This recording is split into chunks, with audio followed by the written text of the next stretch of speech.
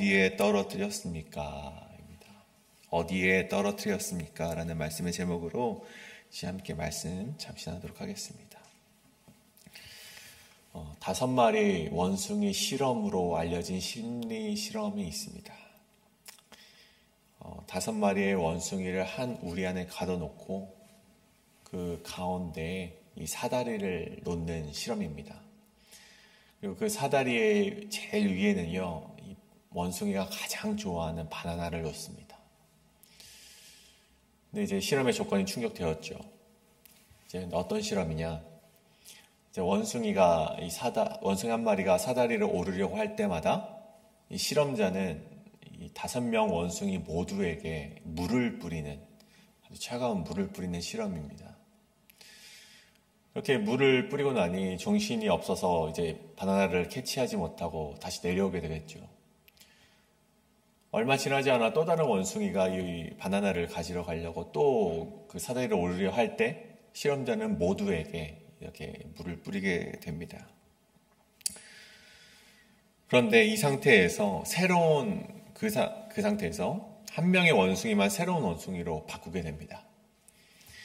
이 새로운 원숭이는 그 전에 어떤 일이 있었는지 모르니 저기 바나나가 있네 하면서 사다리를 오르려 합니다.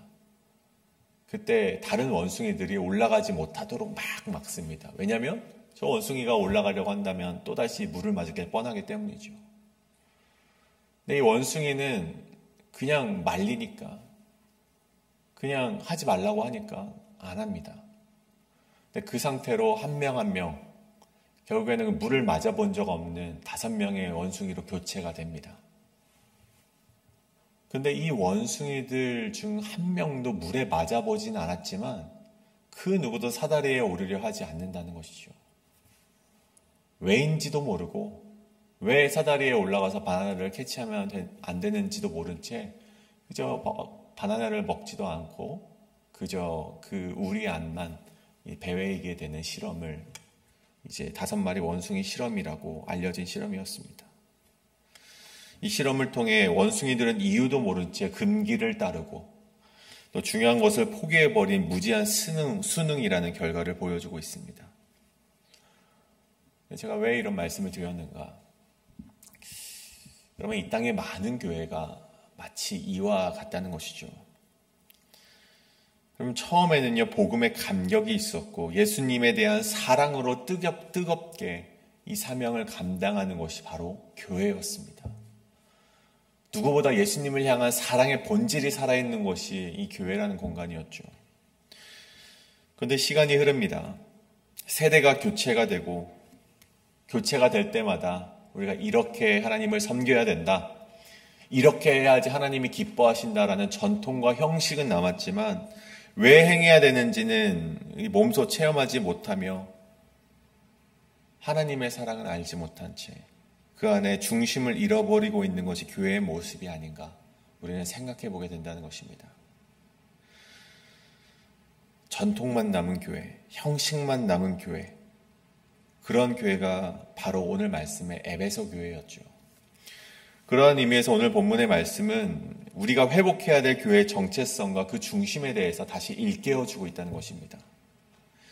그래서 오늘 우리는 이 본문을 통해 먼저 에베소 교회가 받았던 칭찬, 그 칭찬의 특징을 살펴보고 그 다음 이 책망받는 이유를 통해서 우리 자신을 돌아보고 우리가 섬기고 있는 이 교회를 다시 한번 되돌아보시는 이런 시간 되시길 간절히 소원합니다. 다음에 어디에 떨었습니까? 이 두 말씀 가운데 첫 번째는 칭찬받는 교회, 정통성과 분별력을 갖춘 공동체여야 합니다. 정통성과 분별력을 갖춘 공동체여야 합니다. 이 에베소 교회는요, 이 초대교회 중에서도 굉장히 모범적인 교회였습니다. 사도 바울이 굉장히 오랜 시간 사역을 했던 교회이기도 했고 또 디모데와 요한이 목회를 했던 도시이기도 하죠. 이런 역사적인 신학적인 기반 위에 세워진 에베소 교회는 외적으로 볼 때는요, 굉장히 건강한 교회였습니다. 누구라도 에베소 교회를 보면 칭찬을 마다하지 않는 교회였다는 것이죠. 그 칭찬의 이유가 바로 2절과 3절에 기록되어 있습니다. 자, 2절 첫 번째를 보시면 이 에베소 교회가 칭찬받았던 이유, 그 첫 번째는 행위와 수고와 인내가 있었기 때문이라고 말을 하고 있습니다. 먼저 이 세 가지 행위와 수고와 인내를 잠시 살펴보고자 하는데요. 먼저 사용된 이 행위, 이 에베소 교회가 칭찬받을 수 있었던 행위란 무엇인가? 이 단순한 행동을 말하는 것이 아니겠죠. 하나님과의 관계 속에서 드러난 의도되어진 순종을 가리켜서 행위라고 말합니다. 다시 말해 이 순종의 행위를 말하는 것이죠. 오늘 이 쓰인 단어는 물론 이 헬라어지만 이 헬라어에 빗대어서 이 히브리어에 동일하게 나와 있는 이 행위라는 단어 속에 이 구약 성경에는 아브라함과 이삭의 이야기를 기록을 하고 있습니다. 아브라함이 이삭을 바치러 모리아산에 올라갑니다.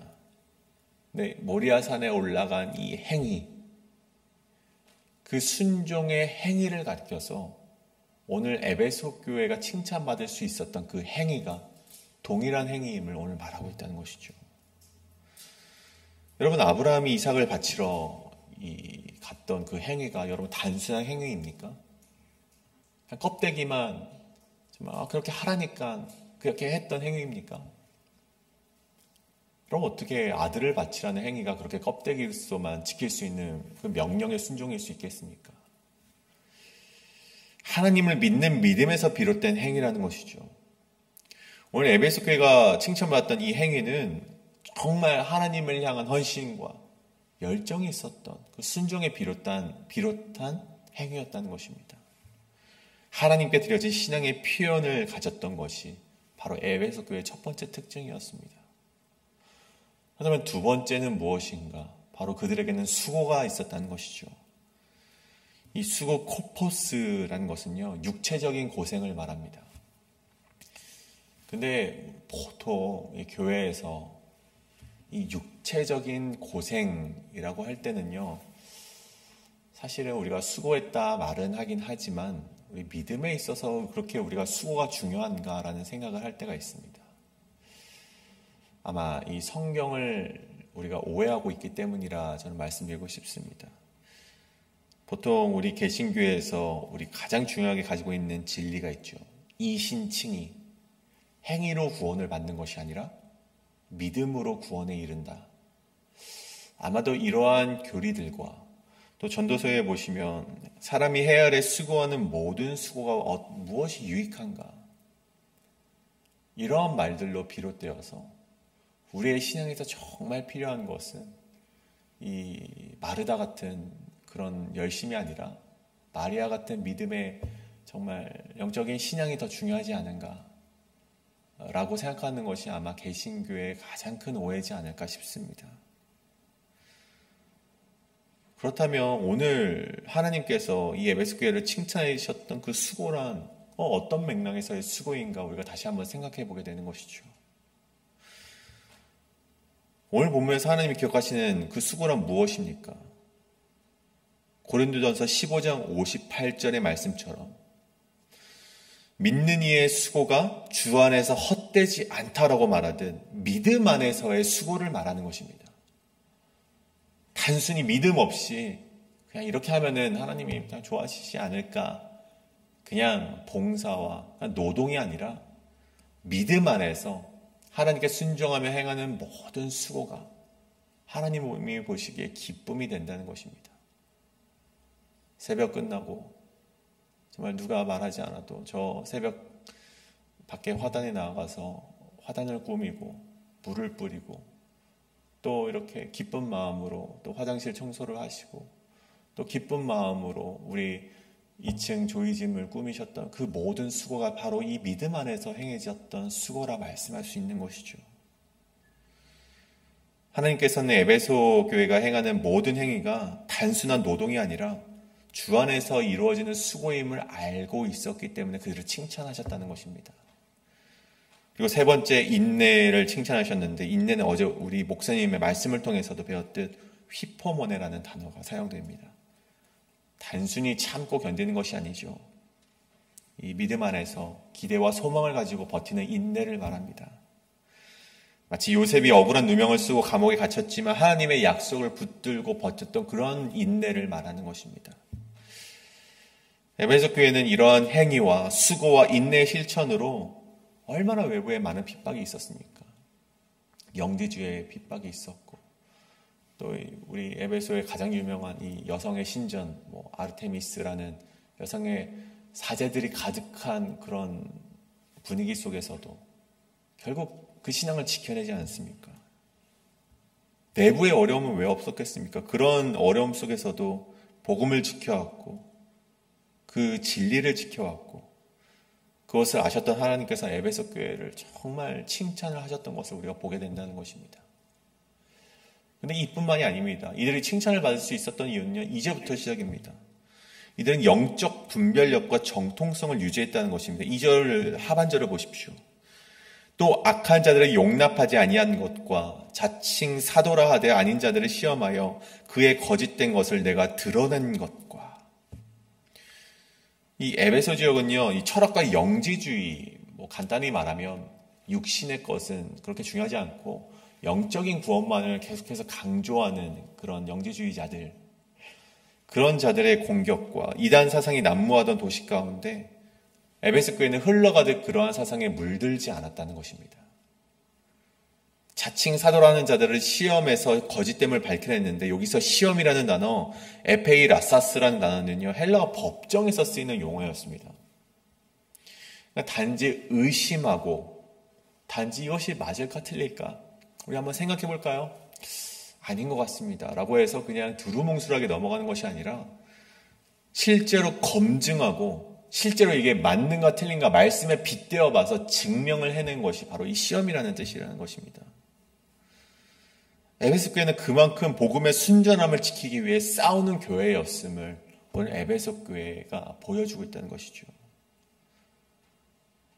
근데 그러한 일들을 어떻게 합니까? 3절에 보시면 또 내가 참고 내 이름을 위하여 견디고 게으르지 아니한 것을 하노라.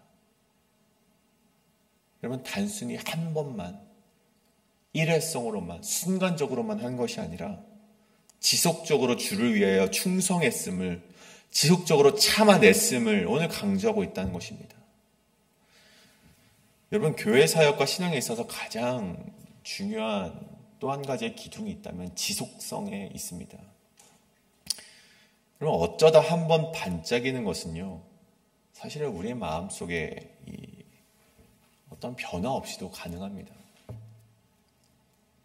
어쩌다 한 번은 가능합니다. 어쩌다 한 번 헌금하고, 어쩌다 한 번 봉사하고, 어쩌다 한 번 헌신하고, 물론 어쩌다 한 번도 안 하는 분들이 있겠지만, 여러분, 어쩌다 한 번의 신앙으로는 여러분 하나님을 기쁘시게 할 수 없다는 것이죠. 근데 에베소 교회는 그렇지 않았습니다. 중요한 것은 지속성 있게 성실하게 이 일을 감당해냈다는 것입니다. 자기 이름을 위해서가 아니라 하나님의 이름을 위해서 견디고 게으르지 않았다는 교회가 바로 이 에베소 교회였고, 그것을 통해서 하나님께 칭찬받는 교회가 되었다는 것입니다. 여러분, 이 모습을 통해서 우리의 모습을 좀 되돌아보길 원합니다. 우리의 인생 가운데 행위와 수고와 인내가 있습니까? 혹 세상의 흐름 속에 함께 어울러져 흘러가는 것은 아닌지 되돌아보길 원합니다. 또한 내가 지속적으로 하나님의 사명을 잘 감당해내고 있는가? 그저 어쩌다 내 마음 내키면 하고 좀 내가 힘들면 하지 않아 버리는 그런 일회성의 신앙의 모습은 아닌가? 오늘 이 에베소 교회의 모습을 보며 우리 자신을 되돌아보게 되는 이 시간 되길 간절히 소원합니다. 이것이 바로 칭찬받는 교회, 정통성과 분별력을 갖춘 공동체여야 합니다. 그렇다면 오늘 말씀 두 번째는 책망받는 교회, 사랑을 상실한 공동체가 되어서는 안 됩니다. 근데 이렇게 칭찬을 받습니다. 2절과 3절에서 에베소 교회가 칭찬을 너무나도 크게 받았죠. 근데 오늘 본문은 이 모든 칭찬 끝에 반전을 줍니다. 4절에 보면 그러나로부터 시작이 되죠. 그러나 너를 책망할 것이 있나니 너의 처음 사랑을 버렸느니라. 모든 것을 갖추었으나, 모든 칭찬받을 만한 일을 행하였으나 주님을 향한 처음 사랑, 아가페 프로테라를 잃은 것이 이 교회의 치명적인 약점이었다는 것입니다. 앞성 칭찬을 다 없애버리고도 말만한 이 단점이 한 가지 있었다는 것이죠. 오늘 말씀에 이 처음 사랑에서 처음이라는 단어 헬러 이 프로테는요, 시간적인 의미 외에도 질적으로 가장 중요한 것이라는 의미를 가지기도 합니다. 건이 다시 보자면 너희가 가장 중요한 것을 버렸다라고 오늘 하나님께서 말씀하고 있는 것입니다. 여러분, 이것을 실수로 놓친 것입니까? 오늘 하나님께서 이 에베소 교회에게 말하는 뉘앙스는 너희들이 의도적으로 그런 것을 놓쳤다라고 말씀하고 있는 것이죠. 점진적인 무관심과 형식주의가 결국은 중요한 것을 버리게 되는 결과를 가지고 왔다는 것입니다. 물론 초기 교회 사역의 동력은 사랑이었겠죠. 그 사랑은 순교를 감당하게 하고 핍박 속에서도 복음을 전파하게 했고 이웃을 품게 만들었습니다. 하지만 시간이 지나면서 그 사랑이 어떻게 됩니까? 그 사랑을 지속할 수 없으니 시스템을 만들게 되고 정통 교리로 습관적인 봉사로 치환이 되었고 결국 본질은 사라진 채 형식만 남은 교회가 되었다는 것입니다. 그래서 주님이 요한을 통해 하시는 말씀을 보십시오. 너희가 그 처음 사랑을 어디서 떨어뜨리고 왔는지 생각해봐라. 5절에서 말씀하고 있다는 것입니다. 여러분, 여기서 떨어뜨렸다, 떨어졌다, 이 원형을 보면 ekpeptoka스라는 단어가 사용됐는데 원래 이 뜻은 이탈되다, 이탈하다라는 뜻을 가집니다. 주로 이 신약 성경에서는 이 단어가 이 구원의 상태에서 이탈할 때, 이탈한 상태, 죄 가운데 살아가는 사람들을 향해 말할 때 바로 이러한 단어를 사용하곤 합니다. 곧 구원에서 벗어난 상태, 은혜에서 이탈한 상태, 곧 이 은혜가 없는 교회가 되었다. 너희가 칭찬받을 만한 일을 이렇게나 많이 했지만 너희가 처음 사랑을 버렸으니 너희는 은혜에서 벗어난 상태가 되었다. 하나님께서 그들에게 말씀하고 있는 무서운 말씀이라는 것입니다. 그래서 하나님께서 무엇라 말씀하십니까? 에베소 교회에게 그것을 다시 주워오라고 명령하시고 있습니다. 여러분, 주워오는 과정은요, 오늘 말씀에 세 가지 단계로 구분이 되어 있습니다. 첫 번째는 생각하라는 것입니다. 이 단어는 되새기고 회상하라는 것을 말합니다. 내게 주어진 처음 사랑이 무엇인지, 내가 이 사역을 처음 시작할 때 어떤 마음으로 시작을 했는지를 되새겨 보라는 것입니다. 혹 우리가 이 새벽 기도의 재단에 처음 나올 때 어떠한 마음으로 나오게 되었는지, 나에게 맡겨진 그 사명을 내가 처음 맡을 때, 이 목자의 사명을 처음 맡을 때 내가 어떠한 마음으로 이 목자의 사명을 임했는지, 그것을 한번 되돌아보라는 것이죠. 단순히 과거의 상태를 떠올리는 것이 아니라 그때 너희가 어떠한 마음을 가졌는가, 그때 너희가 어떠한 상황 가운데 이 사명을 순종하며 나아갔는가, 이것을 다시 한번 생각해 보라는 것입니다. 여러분, 이것은 하나님께서 권유하시는 것이 아닙니다. 그 당시 상황을 깊이 되새기라는 하나님의 명령입니다. 우리가 지속적으로 우리의 사명을 감당할 때 여러분은요, 그것을 끊임없이 생각해야만 합니다. 내가 왜 목사가 되었는가? 내가 왜 이 장로님이 되었을 때 어떠한 사명으로 되었는가? 내가 집사의 직분을 받을 때 어떠한 마음으로 이 집사의 직분을 받았는가? 끊임없이 되새기며 생각하라는 것이죠. 두 번째는 무엇입니까? 회개하라입니다. 여러분, 회개 없이는 변화가 없습니다. 이 회개하라, 메타노에손, 헬라 원형은요, 메타가 변화라는 뜻을 가집니다. 그 노에는요, 이 생각하다라는 뜻을 가진 단어이죠. 생각의 변화를 가져라. 이것을 가르쳐 오늘 성경은 회개하라라고 표현을 하고 있습니다. 죄의 상황으로부터의 전환을 말하는 것이죠. 내가 가지고 있었던 그런 악한 생각을 바꾸라는 것입니다. 여러분, 오늘 에베소 교회가 바꿔야 될 생각이 무엇입니까? 정통성과 분별력, 헌신과 인내를 가지고 있음에도 불구하고 사랑 없는 사역이 돼버린 것을 이제는 내려놓고 이제는 전환해라는 것입니다. 가장 중요한 것, 너희가 사랑을 가져와라는 이것입니다. 사랑이 없는 신앙은 결국 자랑이 되거나 의무가 되거나 혹은 자기의 의로 변질될 가능성이 너무나도 크기 때문이죠. 그래서 주님은 에베소 교회에게 처음 사랑을 잃어버린 자리로부터 방향을 틀라고 오늘 강하게 명령을 하고 있는 것입니다. 하나님께서는 우리가 단지 열심을 내는 종교인이 되기를 원치 않으십니다. 하나님께서는 우리가 사랑이 원동력이 되는 그런 그리스도인이 되기를 간절히 소원하고 계십니다. 그것이 바로 우리가 처음 사랑을 줍는 두 번째 과정, 회개하는 것이죠. 그리고 마지막 우리 떨어뜨린 사랑을 줍는 행위 마지막 세 번째는 처음 행위를 가지라는 것입니다. 너희가 생각하고 너희가 회개했으면 이제 다시 주저하지 말고 그 행위를 가지라는 것입니다. 주님을 사랑함이 원동력이었던 그때로, 주님을 사랑함이 헌신의 이유였고 목적이었던 그때로 돌아가라는 것입니다. 주저하지 말고 돌아가라는 것이죠. 여러분, 그렇지 않으면 어떻게 됩니까? 우리가 그 떨어뜨린 사랑을 줍지 않으면 하나님께서 무엇라 말씀하십니까? 보시면 내가 내게 임하여 내 촛대를 그 자리에서 옮기리라. 주님께서는 사랑이 없는 교회, 이 촛대는 교회를 상징하는 표현이죠. 주님은 사랑이 없는 교회, 형식만 남은 교회라면 그 등불을 옮기겠다라고 선언하십니다. 이 옮긴다는 말이 무엇입니까? 이 위치의 변경을 말합니까? 그런 것이 아니죠. 하나님의 임재와 사명을 중단시키겠다라는 것입니다. 이제는 이 교회를 떠나겠다라는 말씀이죠. 하나님께서 더 이상 그 교회를 사용하지 아니하시겠다라는 그런 말씀이 되는 것입니다. 여러분, 얼마나 두려운 말씀입니까? 여러분, 교회는 사람이 많다고 교회가 아니고, 여러분, 어떤 프로그램을 많이 한다고 해서 건강한 공동체는 아닙니다. 예수 그리스도를 향한 사랑이 있을 때 비로소 그 교회는 교회가 될 수 있다는 것이죠. 여러분, 이 말씀 앞에 우리는 질문을 해야 됩니다. 나는 지금 어떠한 마음으로 예배를 드리고 있는가? 내가 지금 하고 있는 헌신은 처음 사랑에서 비롯된 것인가?